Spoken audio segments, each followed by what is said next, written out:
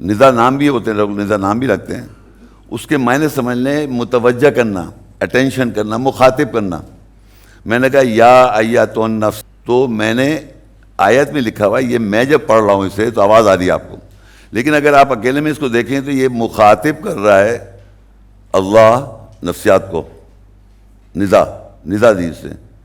یہ کیا ہوا؟ یا جو ہے کیا ہے؟ حرف ندا. تو یہ جو ہم لوگ اس میں آواز نہیں ہے، یہ خیال رکھیے گا. ندا کا مطلب ہوتا ہے کہ آپ کو متوجہ کرنا، ایڈریس کرنا.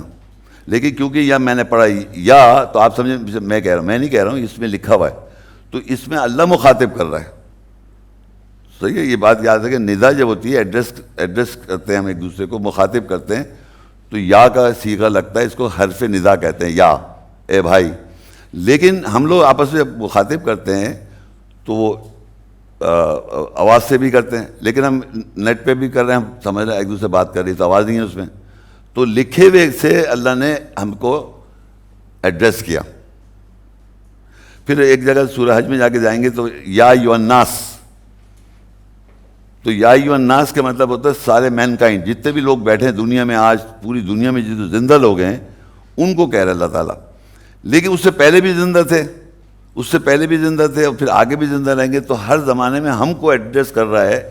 جب ہم زندہ ہیں تو ہمیں دیکھنا ہے کہ ہم اس کے قریب کتنا جا رہے ہیں. یہ اگر ناس کے بارے میں کچھ بیان کیا گیا تو میں دیکھوں ناس کے بارے، انسانوں کے بارے میں کیا بیان کیا جا رہا ہے، تو میں اپنے آپ کو اس پہ ڈھونڈوں، اپنا ذکر اپنے آپ کو ڈھونڈوں. تو یہ سمجھے، آپ یہ سمجھیں کہ یہ جو ایڈریسز ہیں یہ اٹرنل ہے، یہ ونس اپون اے ٹائم نہیں ہے. یہ آج سمجھنا ہے. ونس اپون اے ٹائم سمجھیں گے تو آپ مسئلہ ہو جائے گا.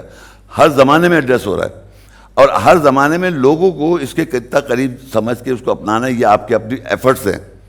یہ نہیں ہے کہ آپ نے بس سن لیا اس میں لکھا ہوا ہے، آپ نے کیا اس کے اندر اپنی قربت حاصل کرنے کی کوشش کی. تو یہ بھی قرآن میں ندا ہے. ندا کا مطلب متوجہ کرنا، اس سے انسان کو متوجہ کیا.